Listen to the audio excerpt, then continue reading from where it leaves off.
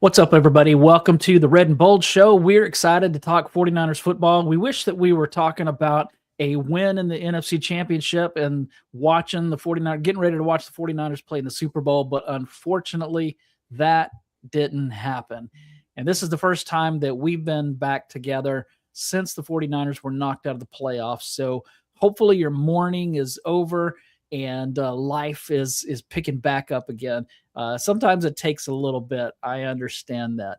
I am Marc Adams. I'm your host. You can find me at 49ers Camelot. I'm joined by my co-host Anthony Robertson, who you can find at 49ers Cutback. Ant, how are you doing today?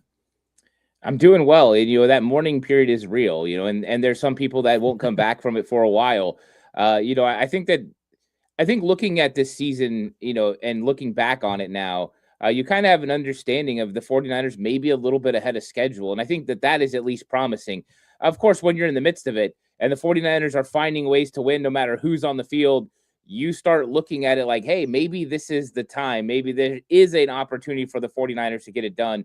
But now we're starting to kickstart. We're starting to get into the offseason, what the 49ers need to do to get back on top. And I think that what happened in Seattle will motivate the 49ers team. They don't like the way that felt. They don't like the way that things went down. And now they're going to be looking to turn things around. And let's not forget, it's not like the 49ers have been a team that's just consistently lost to the Rams or Seahawks. They're used to winning those football games. In fact, they beat both of those teams during the season. So they're going to want to get back at it. They're going to want to get after these teams. And I think that's all we're all looking at is, can they catch the Seahawks now? I think the Seahawks prove that they are the class of the NFC West. I don't think it's that far off. I think the 41-6 made it seem worse than it is, but I think they're up there. And I think the Rams and the 49ers now got to go turn it around. But we've seen one thing that's true. You can turn it around in one season. I think that's what the 49ers are going to try to do in this offseason. Yeah, I've heard a lot of people, whether it's media or content creators, saying things like the 49ers are way behind the Seattle Seahawks, especially, and probably the Rams as well. And yeah, I mean, they finished third in the division, but I don't think they're way behind. If they would have been as healthy as those other teams, they're competing in those games. So I don't think they're way behind. I think that they had a chance to get the number one seed. If they had been as healthy as the Seahawks, I think that they would have had a really good shot. Now, the Seahawks are really, really good. And there's no doubting that. As much as we hate that team, we have to admit that they're good and are probably going to win the Super Bowl, most likely. So we'll see. I hope that the Patriots win, just because I hate the Seahawks and don't want to see them win. But I think that it's going to be the Seahawks, but we'll see. All right, let's talk some defensive coordinator before we jump in to some of the off-season type stuff that we think needs to happen. I've kind of narrowed it down to a few different guys. So Gus Bradley, Kyle Shanahan said, is the leader in the clubhouse internally. So that's not to be expected. He is his current role still is assistant coach of the defense. So I think that the thought was kind of always that, hey, we're going to bring in Robert Saleh, we're going to bring in Gus Bradley, and then it's automatically going to transition.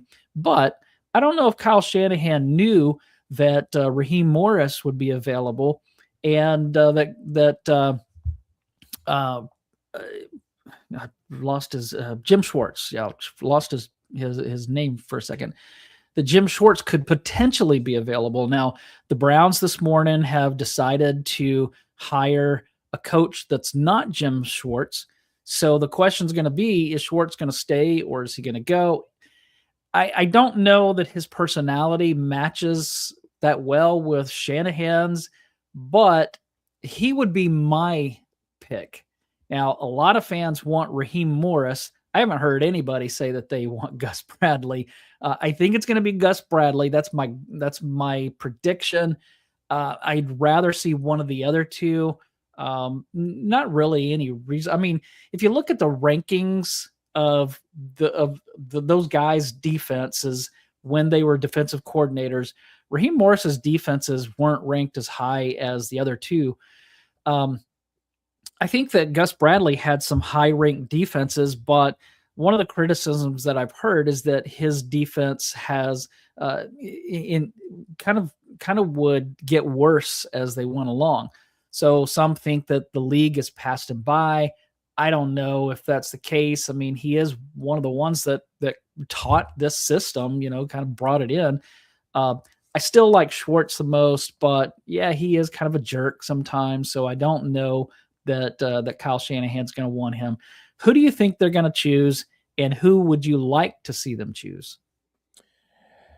This one is interesting because I do think that those are the main three candidates. I think that Gus Bradley's the internal hire. The 49ers brought him in, like you said, they were completely prepared that Gus Bradley would take over if Robert Saleh left. I think this was kind of a scenario the 49ers envisioned, and I think they were very smart to get Gus Bradley, who we got to remember, Kyle Shanahan wanted Gus Bradley in 2017 before Robert Saleh, but Gus Bradley decided to go to the Chargers instead. So it was a decision by Gus Bradley that prevented this marriage from happening because Kyle Shanahan wanted this defense.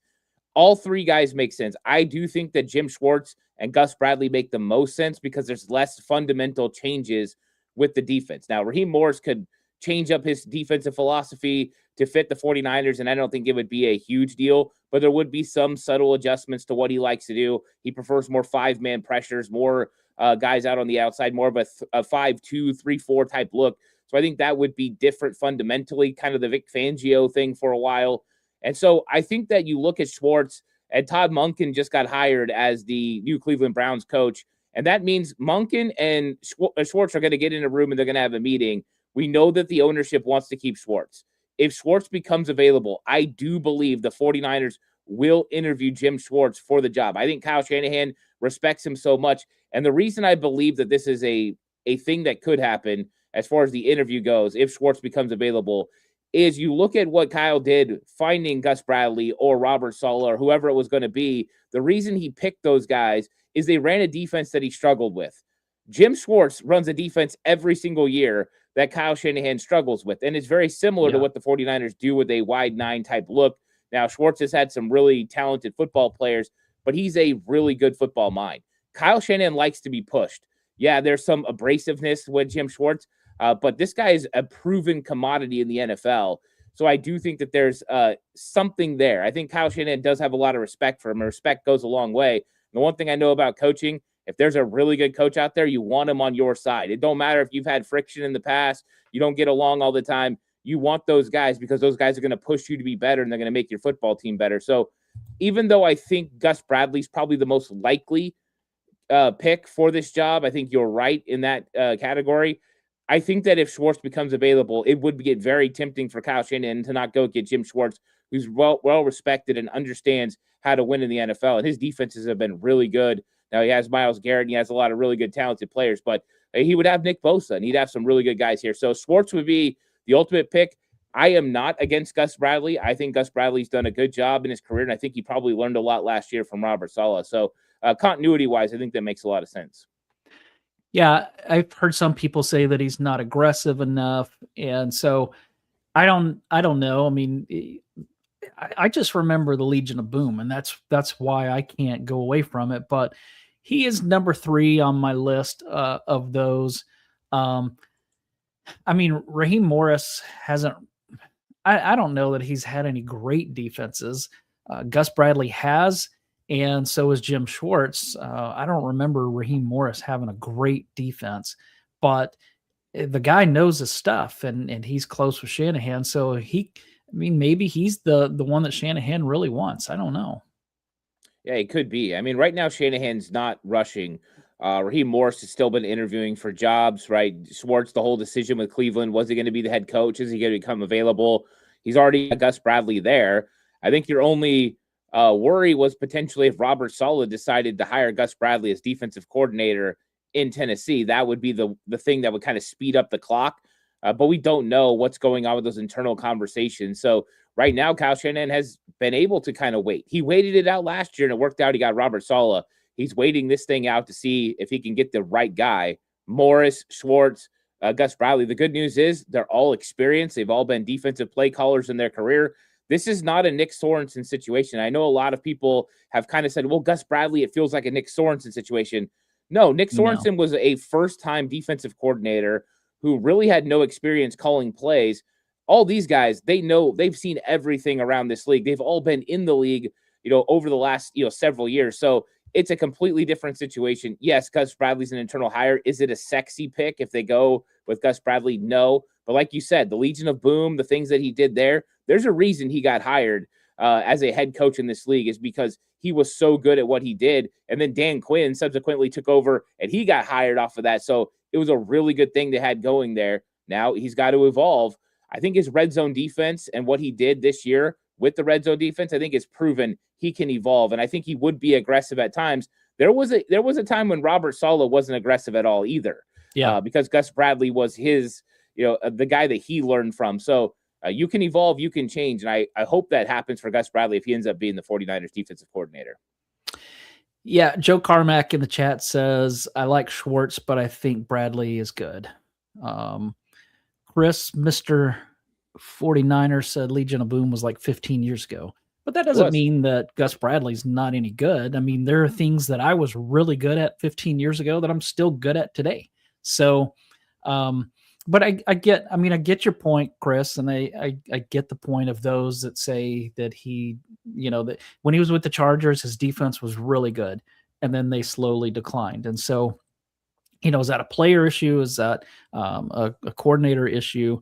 I don't know. Chris also said that Bradley doesn't put pressure on the quarterbacks.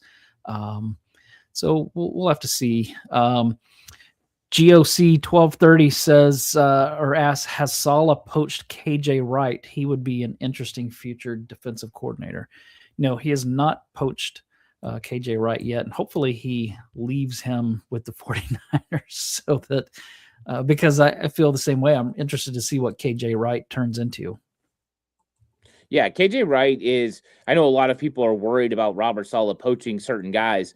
I think there's always a chance KJ Wright could get poached, but the 49ers can also fix that, right? They can go ahead and promote KJ Wright to whatever position that Robert Saleh's not going to make him defensive coordinator. So if you just made him a position coach, then he's not going to hire him without, it being a lateral move. And I think the 49ers aren't in the business, the way that they talk about players, of letting good coaches go either. So even though I think that they allow coaches to go a lot of times, I think that Kyle Shanahan is going to be very picky with it. And honestly, with Robert Saleh already being a head coach out in the league, he's got a lot of contacts, a lot of coaches that he has experience with. So he's got a broader tree now as far as a head coach than he had when he left originally to go to New York. So I think there's a fear of losing KJ Wright. That would really stink. But I think the 49ers have some ways that they can go about keeping him inside the building, because I do think that he's going to be, an eventual rock star for this coaching staff if he doesn't get poached beforehand. So I do think that he's the eventual defensive coordinator for the 49ers or for somebody else. It's just a matter of time. But you don't go from quality control coach to defensive coordinator. Not even DeMeco Ryans did that. He went quality control, then he went position coach, then he transitioned to defensive coordinator. Yeah, that's a big step. So, all right, let's shift gears. I want to take a look at each of the positions on the 49ers team and try to determine what they should do this offseason. I don't know that we're going to spend a lot of time deciding what they will do, at least today, because who knows what they're going to do. But maybe we can talk through what we think that they should do, because they do have some holes to fill. They have some changes that they need to make. So let's start at the quarterback position. And despite Eric Dane in the chat, who said we could use a quarterback upgrade, trade Purdy and Kyle to the Raiders for the #1 overall pick and draft Mendoza and sign his college coach. That is not going to happen. Kyle Shanahan's not going anywhere. Brock Purdy's not going anywhere. And why would you get rid of Brock Purdy, who we know is good, for Fernando Mendoza, who had a great season, but we don't know what he's going to look like in the NFL. So I'm not in favor of something like that. No, I mean, I think that would be a very bold move. I don't know if the Raiders would be willing to give up the amount of compensation it would take, because it would take a lot more than just Mendoza to get Kyle Shanahan and Brock Purdy. You're talking at least 4 first-round picks. Like, this would be one of the most epic deals in the history of the NFL. I mean, John Gruden going to Tampa Bay from the Raiders was a huge ripple effect in the NFL as Tampa Bay won a Super Bowl And we know the draft compensation there was huge as well. So I don't think that those types of things are realistic, only because you don't see coaches traded very often. And when you get a guy like Kyle Shanahan, the Raiders would have to really pay a lot. And let's be honest, John Lynch is not sending Kyle Shanahan to the Raiders in hopes of landing a college coach. I just don't think he's going to do that. And, that would be something that Jed York would have to sign off on, and he's not going to sign off on that. Eddie D would never sign off on a Joe Montana trade to Bill Walsh, and he's not, and Jed York's not signing off on a Kyle Shanahan trade either. Yeah, I agree. So with the quarterback room, obviously Brock Purdy is the starter. Would you, a lot of people are talking about trading Mac Jones. Would you keep Mac Jones or would you trade Mac Jones? I think there has to be a really good deal for you to move on from Mac Jones. I don't think you're against it. I think you understand the worth of Mac Jones. You know that as long as you have him, you have a safety blanket. And so the 49ers would feel very comfortable with him going into any situation. Brock Purdy hasn't been able to stay healthy for a full season for the most part. He's had bumps and bruises and things that bothered him last year, I think a little bit more extreme than we're used to. But I think when you look at Mac Jones, he's a really good player to have in your back burner. But you can also get something else, right? You have Mac Jones under control for one more year. We know how important that is. But you could also get another player for potentially four years if you can get a second-round pick. So I don't think it's out of the question that Mac Jones gets moved. I think the 49ers are going to listen to all offers. And I think with how weak the quarterback draft is, I think there could be a team that's a quarterback-needy team that's willing to give a little bit more for Mac Jones. And as soon as you get up to second round or more, second round and another pick, or even maybe putting it a part of a deal to get another player, I think it becomes enticing. And then you start looking around the league like, hey, can we just get another guy that can help us win games? So I do think that Mac Jones has the potential to get traded. I think he does want to get traded. I think he wants to be a starting quarterback, get another contract. But I think that the 49ers are going to let this thing play out because I do think some teams are going to come calling and maybe there'll be a little bit of a bidding war for Mac Jones' services. Yeah, I think you keep Mac Jones unless you're blown away with some kind of trade. But otherwise, you're keeping him. At the running back position, there was I should have held on to this, but there was a post or something about running backs that have over 400 touches in a season and how they perform the following year, and it's not good. And we've already seen how Christian McCaffrey had a great 2023 and then missed almost the entire 2024 season. I think that he had kind of a similar situation after his 2000 or his 1,000 season in Carolina.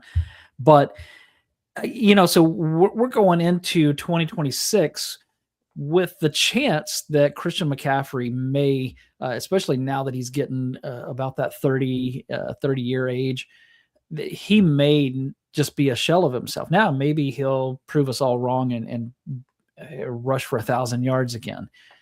He's definitely not the same player that he was, even though he was great this season. I saw a clip. I think it was from the NFC Championship game when Brock Purdy was hurt in Philly back in 2022, the 2022 season. On that play where McCaffrey hurdled somebody and ran for the touchdown. And you compare that play to what we saw this season, I mean, it was night and day. Like, he looked like he had jets on the back of him compared to what he looked like this season. So what do you think they should do at running back? Brian Robinson is a free agent. Maybe Jordan James has what it takes. Kyle seems to be excited about him, but we really didn't get a look at him until the final game of the season, and it was a very small look. What do you think they're going to do there? Yeah, I do think they're going to add at running back. I believe they'll probably sign a free agent running back, maybe even draft a running back. I don't think they're sold on Isaac Rendo, and I think that that's part of it. So when you look at the running back room, you have Christian McCaffrey, you have Jordan James, and I do believe that they're high on him.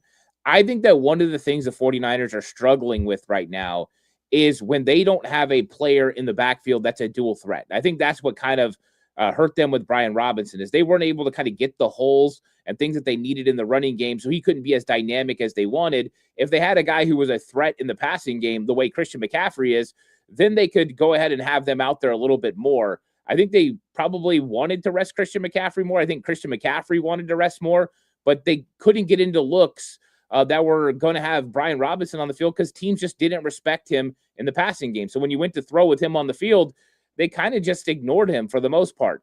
And so I think that that's something they're going to look into getting, is a guy who's a little bit more versatile. I think you're right. They could add some speed to the room as well. Getting a guy that can absolutely put pressure out on the edge is something that could definitely help this running game. So I think that's going to be a point of emphasis. So I look for them to add. I think it'll be a couple guys. I don't think it's going to be a big name running back, right? A big name running back's not coming here to split time with Christian McCaffrey, but somebody that's been flying under the radar a little bit, somebody that's looking to kind of enhance their opportunities and play for Kyle Shanahan. I think there's a chance there. And then I do believe they'll end up taking one in the draft or getting a priority free agent that they're super high on. Because they need to continue to build this room. And we don't know what we're going to get from Isaac Guerendo, but him being a healthy scratch all year is not pointing in the right direction. Yeah. At wide receiver, the team needs a lot of help. Jawan Jennings is a free agent. Kendrick Bourne is a free agent. We don't know what some of those young guys like Jordan Watkins are going to look like. So what do you think that they do there? They still have Demarcus Robinson. They have Ricky Pearsall, but I don't like, and I'm a Ricky Pearsall guy. I love the dude, but I don't know what to expect because he's always hurt. And do you remember in, I think it was the Mike Nolan days when they signed Jonas Jennings? Remember, he was a real expensive left tackle and he was always injured. Do you remember what the fan base called him? I don't. What did they say? They called him Glass Jennings. And so I don't want Pearsall. I did see somebody the other day call him Glass Pearsall, and I don't want him to have that nickname. So to me, they've got to go out. This may be one area that they go out and get a big name player. Maybe a trade for Justin Jefferson. I've heard that thrown out. I've heard Brian Thomas Jr., other guys like that. They need somebody with some legit speed, somebody that's like a real number one, because I don't think that Ricky Pearsall is a number one. Demarcus Robinson's not. If they brought back Jawan Jennings, he's probably a 3. We don't know what Jordan Watkins is. So what do you think that they should do there? Do you bring back Jennings? Do you bring back Bourne? Do you just let both of them go and start fresh? Yeah, I think it's going to be a priority to get a legit X receiver.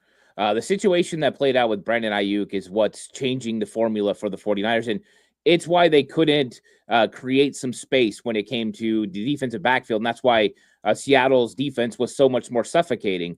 They didn't have as much area to cover, right? If you have a legitimate vertical threat, that player can push down the field. If you have a guy that can win one-on-one and generate space on his own and not have to have it manufactured, it does a lot. It's nothing against Jawan Jennings, but he was never built to be an X wide receiver. That's not what his role was supposed to be. When they signed him back, it was to play with Brandon Ayuk, and then they were bringing in Ricky Pearsall to play Z, and that's what Ricky Pearsall plays. The 49ers need a legit X receiver. There's going to be players available. You brought up via trade, right? There's Justin Jefferson. There's A.J. Brown. There's talk that Tyreek Hill is going to get cut. There's all these guys that are going to be available, and they've got to land on one of them. I think that, a guy like Alec Pierce, I've heard that name a lot. I've heard, them mention and maybe trading for other players as well. So I think that they're going to be aggressive when it comes to X receiver. I think that could mean that Jawan Jennings isn't back. I think that they love Jawan Jennings, and I think all the fan base loves Jawan Jennings and what he provides and the attitude and the culture. But I think when you look at what you'd have to pay him, you need to be able to put that money into an X receiver. And they've got to make sure that they are ready to go at wide receiver, because they can't have what happened this season. It makes it tougher on Christian McCaffrey. It makes it tougher on George Kittle. It makes it tougher on Brock Purdy. They need space generators. And so I think getting an X receiver is going to be part of that. I think they address it in free agency or via trade with a bigger name player. And then I think that they go ahead and they address it in the draft as well. There's a lot of guys who are kind of vertical threats, some guys who can get down the field and generate. Now, those guys are going to be kind of on the back burner, right, with Kyle Shanahan, but you've got to have guys who are ready to go in the future. So I think wide receiver is going to be a main position to go, but I do think Juwan Jennings and Kendrick Bourne are probably going to be gone. They're going to be rolling with whoever they bring in at X, Ricky Pearsall at Z, and then DeMarcus Robinson will be your third receiver. And I think they'd feel comfortable with that. But, I think they need to add a lot of speed at the wide receiver position. I think it's ever more clear it's to catch the Seahawks. That's what you have to do. You have to have guys who can win. The Rams showed that. Puka Nacua, Devontae Adams, the guys that they have, the threats that they have, that's what the 49ers need. They need threats out on the outside. Yeah, and they showed in the Super Bowl, the last Super Bowl against the Chiefs, that they weren't able to beat those corners that man coverage. And that's a lot of was kind of reoccurring when they were playing the Seahawks, that they couldn't get open. And so not only did Brock Purdy not have time to throw, but he didn't really have anyone to throw to most of the time. So they definitely have to do something where they bring in some guys that can create some space. At tight end, we don't know what it's gonna look like for George Kittle, who's going to be out for a while. I doubt he's going to be back for the start of the season. In fact, I don't know if he's going to be back next season at all. Surgery went well. Sounds like it was a clean tear to where maybe he could come back sooner rather than later. But still, I'm not counting on him for 2026. If he comes back, then great. That's gravy. But if not, I think that they need to be prepared to play 2026 without him.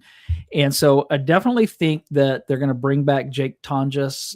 He's a restricted free agent. They need to bring him back. As a restricted free agent, he's going to be able to negotiate a new deal with other teams, but then the 49ers have the first right of refusal. So in all likelihood, he's going to be back. So what do you think there? Are they going to go get somebody like a Kyle Pitts through free agency? Are they going to draft somebody? They probably need to start looking for a George Kittle replacement anyway. So what do you see them doing at tight end? Yeah, I mean, I think Jake Tonjes probably signs a contract extension with the 49ers before he's ever able to negotiate with other teams. We've seen them do this before with restricted free agents, guys like Juwan Jennings and Colton McKivitz, never even let them get to that point. So that way they don't have to put the tender on them. That way they don't have to pay him more than they want to. They can come to an agreement, and then Tonjes can go through free agency the next year. I think he's the most likely to take over George Kittle's role until Kittle comes back. I think that Luke Farrell struggled a lot this year. So I think the 49ers are looking to add to the tight end room. I don't think it's a big name, though. I think a lot of people are throwing out Kyle Pitts and, some of the big name tight ends that are out there. I don't think that's the case. Kyle Shanahan hasn't been a coach that's been willing to go to a lot of 12 personnel looks. And so I don't think that that's what he's going to do. I mean, you just look at the snap counts when George Kittle was playing, him and Jake Tonjes. Tonjes and Kittle very rarely played together, mainly in goal line situations, short yardage situations. So I don't think they put as much value on big-time tight end as they're going to put on big-time wide receiver this year. So I think their investment's going to go to wide receiver. I do think that they're going to look in the draft and bring in a young guy. I think that's a good situation for them. Let that guy compete and see what he can do.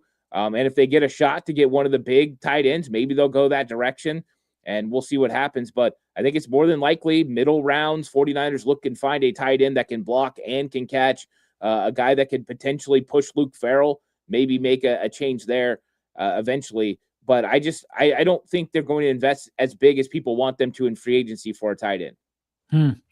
Yeah, that's something that I'd love to see them do, but you're probably right on what they're going to do. On the offensive line, sounds like Trent Williams plans to return. Spencer Burford is a free agent. Ben Barch is a free agent. Matt Hennessy is a free agent.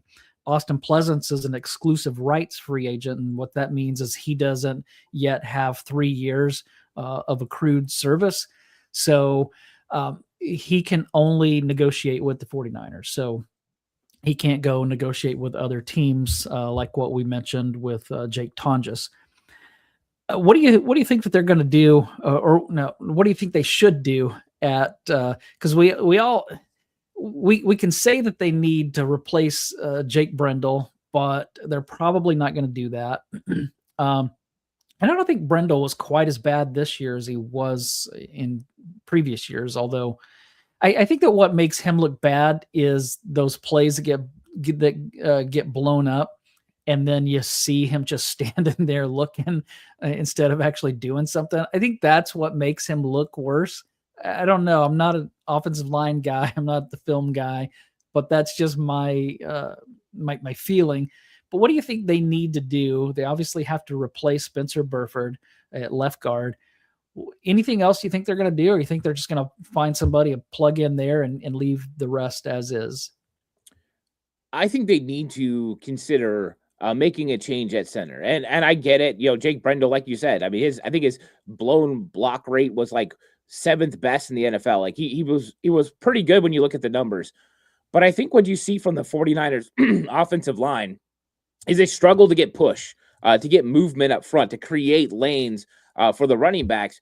Jake Brendel's getting older now. I mean, he's going to hit 34 years old. You're asking a lot of this guy. It's the guy that's been an Iron Man. Then last year, all of a sudden, he starts struggling a little bit with injuries. So I do think that they need to start thinking about an investment there. I think they do need to get somebody that can step in and play well. And if there's one position we've seen the 49ers along the offensive line that's not left tackle that they've invested in, it has been center. Weston Richburg, Alex Mack, they've been willing to bring in guys that were going to be really good. Now, I don't know if financially that's what they're going to do, but I think that's what they should do. I think that they need to invest in left guard, and I think they need to invest in center. Now, what does that mean as far as investment? It could mean free agency. Lou was asking about Linderbaum in free agency. I think Linderbaum is going to break the bank. I think he's the best guy out there. CBS predicted that he's going to go to the 49ers. I think that would be a dynamite pickup for them and really change the interior part of this offensive line. But they need to invest in the draft, and they need to invest in free agency with offensive line in some way, shape, or form. I think all you have to do is look at the 49ers when their run game was really, really successful. You have one of two things that are going to happen. If you go back to 2019, their run game was the best because they had so much speed to put pressure on everyone on the outside, and then they had the blocking on the edge that could handle it. That was where they really killed everyone. I know they ran a lot of gap scheme, but that's what started it. Then you look at 2023, and they had bigger individuals in at guard when their running game was really, really rolling with Christian McCaffrey. They had Aaron Banks, who we can say all we want about Banks, but when he was healthy, he could move people in the run game. And then you looked at right guard, and they had John Feliciano, who had taken over for Burford. They had big interior offensive linemen who were friends fitting the scheme, and they were able to get movement and get guys going. So I think you either need to have the extreme speed element, like Mike McDaniel did with Miami again, and prove that could still work, or you need to have those big guys inside.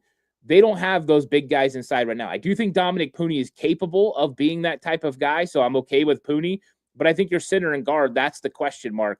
And I think that's why they need to address it. Guard for sure. I think that everyone would feel a lot more comfortable, though, if they started moving in a different direction from Jake Brendel. Yeah, Lou said in the chat, we cannot run because of Brendel. And like I am probably, other than John Chapman, I'm probably the hardest on Jake Brendel. So I'm trying to be nice to him and say that he wasn't as bad. Maybe he was worse, but maybe I just am getting I'm getting nice in my old age. But yeah, I would love to see them replace Brendel. And if they did it, with somebody who's already established and really good, then I think that if they can get the run game back, then this is going to be a different team, because I think that was the biggest thing missing, other than the wide receivers that can't get open.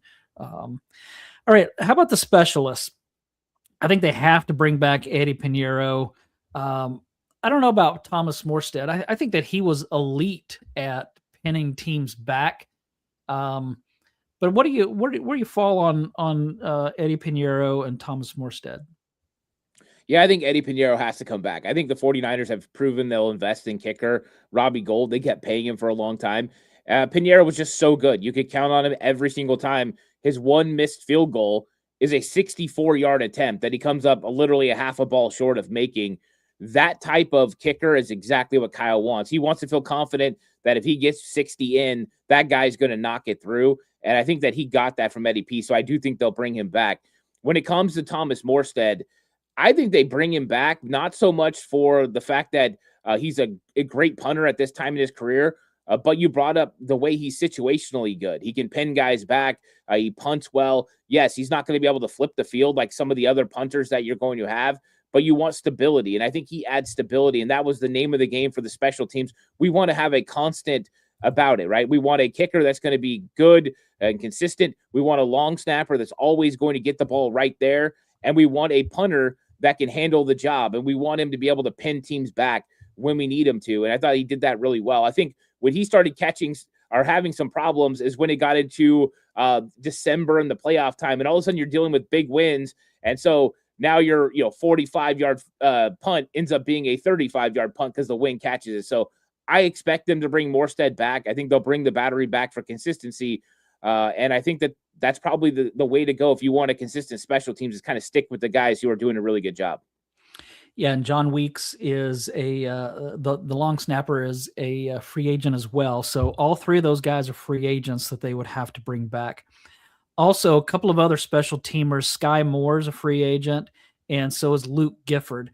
I think you have to bring both of those guys back. I don't know if they're going to be able to bring back Sky Moore, but Luke Gifford, to me, the special teams, the punt and kick teams were different when he was out there. I mean, Luke Gifford's one of the best special teamers in the NFL. And that's going to be the question mark. Is another team going to value him more than what the 49ers did? The 49ers didn't pay him a ton of money last year, and he's kind of been relegated now to just a special teams role. He played in Tennessee. Is Robert Saleh going to bring him there for special teams reasons, and then let him play some linebacker? I think he's going to hold value around the league. I think the 49ers do want to bring him back. I think the 49ers probably bring back him or Garrett Wallow. One of those guys come back. They're both good special teams players. Gifford's the better special teams player, but I think that you're going to have, one of those guys back. I do think that they would value him a lot, and I think the 49ers want Luke Gifford back. He's a solid backup linebacker who plays really good special teams, all-pro special teams player, so for sure. With Sky Moore, I think Kyle, the comments that he had during the season, they believe he can do more in the offense if he has time to go through the nuances and work with Leonard Hankerson on what he's supposed to do. So I think that they see some value in him in the offense as well, but he really stabilized the kick return and punt return game. Even though he made mistakes here and there, I think they were good learning experiences that Brant Boyer can coach him up and build him up on. I think that they'd like him to come back. I think they'll probably push for him to come back. Then the question is, who returns with him? Because I do think that was a little bit of a problem as you got later in the season. They kicked away from Sky Moore and let Brian Robinson do it. And Robinson wasn't as consistent. They need someone a little bit more dynamic.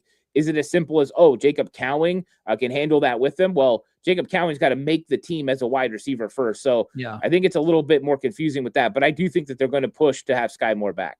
Yeah, and Jacob Cowing wasn't as good at in return duties as his predecessor or his replacement was. This just in from Diana Rossini. Browns defensive coordinator Jim Schwartz is not happy about being passed over for the head coaching job per sources. He remains under contract, so the situation still needs to be sorted out. So there's still hope that we can get Jim Schwartz. I think it's a slim hope, but all right, let's move through the defense quickly here. Defensive tackle Kalia Davis is a restricted free agent. Jordan Elliott and Kevin Givens are free agents. Defensive end, Bosa needs some help. Yetur Gross-Matos is a free agent. Cleveland Farrell is a free agent. Sam Okawanu and Robert Beal Jr. are restricted free agents. I think that Okawanu is going to be back. He's the only one on that list that I'm confident will be back. What do you think? Yeah, I think that that's the only one you can kind of show confidence in, knowing for sure they'll probably come back. The restricted free agent part makes it easier. I think with the other guys, you're either going to get Kalia Davis or Jordan Elliott back, probably one of them. They kind of slide into that Kevin Givens role where you want some veteran depth behind your tackles.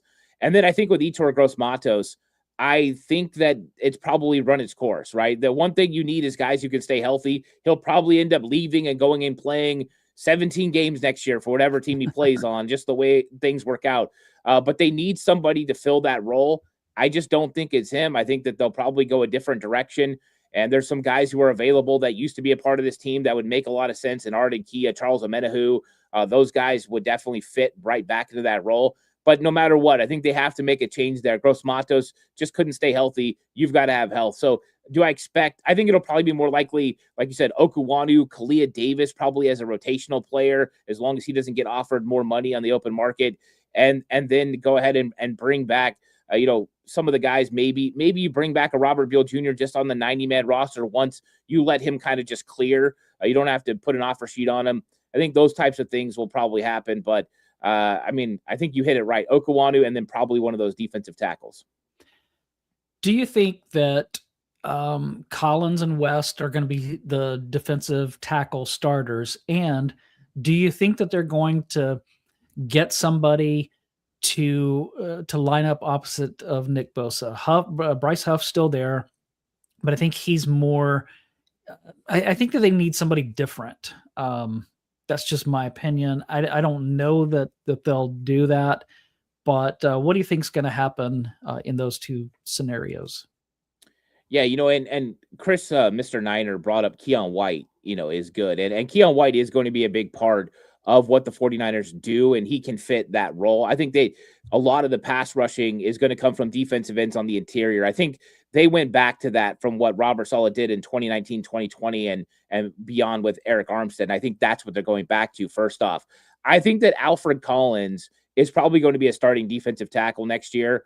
I think that they need to find a starting veteran defensive tackle to go with him initially. I think that you want CJ West and Alfred Collins kind of splitting snaps. I don't know if we want them playing together in year 2. I'm not saying it's out of the question for year 3, year 4, but I do think that the 49ers need a guy that's a little bit more of a threat as a penetrator pass rusher on early downs. We know that they want to earn the right, to get there on third down and get after the quarterback with these NASCAR packages, but I think they need to have another defensive tackle. I'm not saying go break the bank. Go get a guy that can just do a little bit more. And so I think that they might do that. So I expect one of these guys to start. I think Alfred Collins will probably be the most likely. I look for him to take a step forward in year 2. I think West will as well. I thought he showed a lot of promise. I'm very excited about those guys. But I think 49ers, as far as depth and what you need from this football team, they need to add a defensive tackle. Probably somebody in free agency and someone in the draft. And we're hearing this a lot about a lot of positions, but that's probably how they're going to have to go to build depth at some of these key positions. At linebacker, Fred Warner needs help. He needs some help from his guys. I don't know if D Winters is the answer or not. He looked great early in the season when Warner was healthy, but once Warner went out, he didn't look like the same player. Eric Kendricks is a free agent.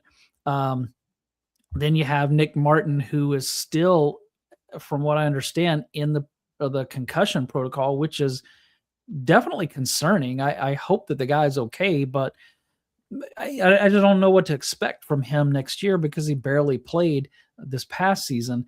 So what do you think they need to do at linebacker? Yeah, I think this one's complicated. You bring up D Winters, and I think that there were moments where he really flashed, and you're like, wow, that is the kind of player you need to play next to Fred Warner. And then you see the inconsistency. Sometimes he gets bodied in the run game, not able to get, where he needs to get and make the plays, some missed tackles, some things like that. So I think he's got to become more consistent if he's going to be the will linebacker next to Fred Warner. I do think Fred Warner makes everything a lot easier and a lot better for everybody else. But I think that they had fully planned on this year being Nick Martin.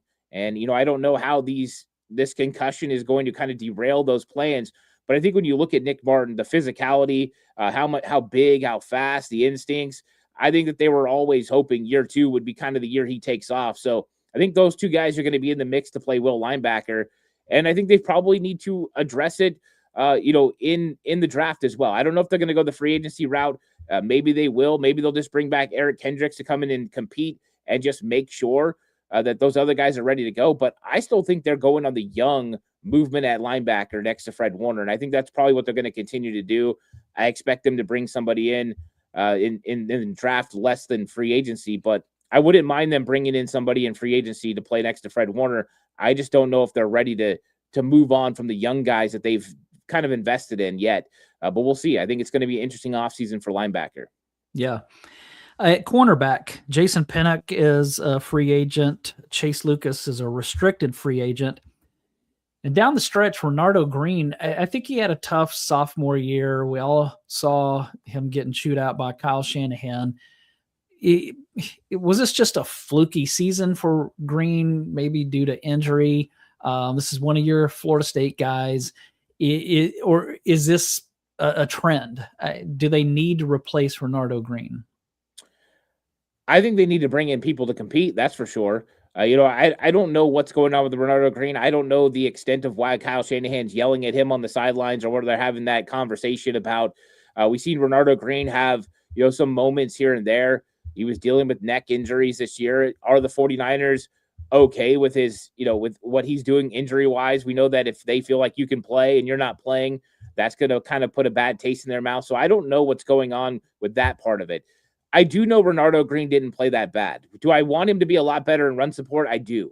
I think that is probably the biggest thing that bugged me the most about Renardo Green this year was that, followed by situational football, where you're in the end of the half or into the game, and all of a sudden you're falling for a double move when you just can't give up the big play. I thought that those things were uncharacteristic of Renardo Green and what we had saw at Florida State and then saw in his rookie season, where he was willing to come up and make plays and be physical, and he was staying on top of players consistently. So I want to say it's a sophomore slump. I don't know that for sure. I think the 49ers are probably going to try to address cornerback anyways. I think when you look at the depth, they need a better player than Darrell Luter Jr. They need to upgrade nickel corner behind Upton Stout. They are not going to probably bring back Jason Pinnock as a big nickel. So they're going to have to invest in cornerback in the draft. I look for them to address it in free agency as well. And one of the guys that they absolutely love, I'm going to throw this out there, Cam Taylor-Britt. They loved him in the draft. They've liked him for a long time. He's a free agent. He is a competitor. So I could see them potentially bringing in Cam Taylor-Britt. And if that happens, Renardo Green's on notice. He's probably going to get beat for that position. So I think that it's going to be interesting. I think they're still okay with Renardo, but we're going to find out. One of the positions that I think needs change the most is at safety. I like Malik Mustafa, although I feel like he had a bit of a sophomore slump even after, part of the season he was gone because of an injury. Marquis Siegel looked good at times, bad at times, which you expect from a rookie. Jair Brown, I just can't figure out. Like, he will make a game impacting play that's great one play, and the next play do one of the dumbest things you've ever seen. And so I think that they have to upgrade over Jair Brown. If that's Marquis Siegel, I don't know. What do you feel they need to do at safety? Do you like Mustafa still? Because we both liked him as a rookie. Do you like Siegel? Do you think that they need somebody? I saw that somebody in the chat, I've lost it now, but somebody in the chat said that we need a true ball hawk kind of safety. So what do you think that they need to do there? I do think that their safeties are pretty similar, with their skill set. I think Jair Brown was supposed to be the ball hawking safety. I think if you look at what he did his rookie season playing for Steve Wilkes, there were moments where you saw it.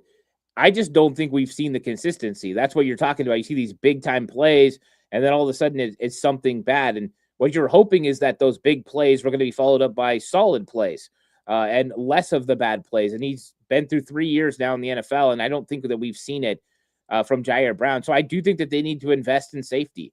I think it is time to go get a guy that can get it done. And I know they don't really like paying at the position. We've seen them move on from guys who are getting to their second contracts, let guys like Talanoa Hufanga walk. But I think that might be what they have to do again.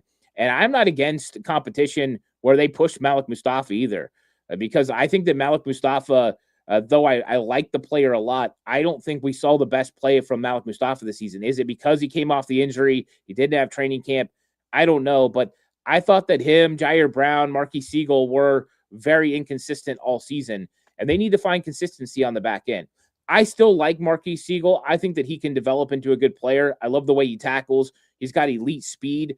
He's one of those guys that can definitely transform into a really good player. but they've got to make a decision when it comes to the other safety. I am in agreement that they should probably go get a ball hawking free safeties type player, a guy that you can line up in the slot against a tight end at times and he can go ahead and take them down. I think Upton Stout kind of proved that that's what you need. I know Upton Stout played nickel, but they need another safety that can kind of do that. I think Marquis Siegel is a guy that could develop there. We just haven't seen him finish. But I like some of the safeties that are going to be free agency, and I love a lot of the safeties that I started watching in the draft. I've started doing my draft, deep dive, and I've looked at some safeties, and there's some really talented safeties. And I think we saw the impact of a guy like Nicky Menwari made for Seattle, and that was my guy last year. Nicky Menwari, I knew he was going to be an absolute beast, and he is. Those type of guys can change their defense. I think the 49ers need to find one. All right, before we close out, I want to play a little fill in the blank game.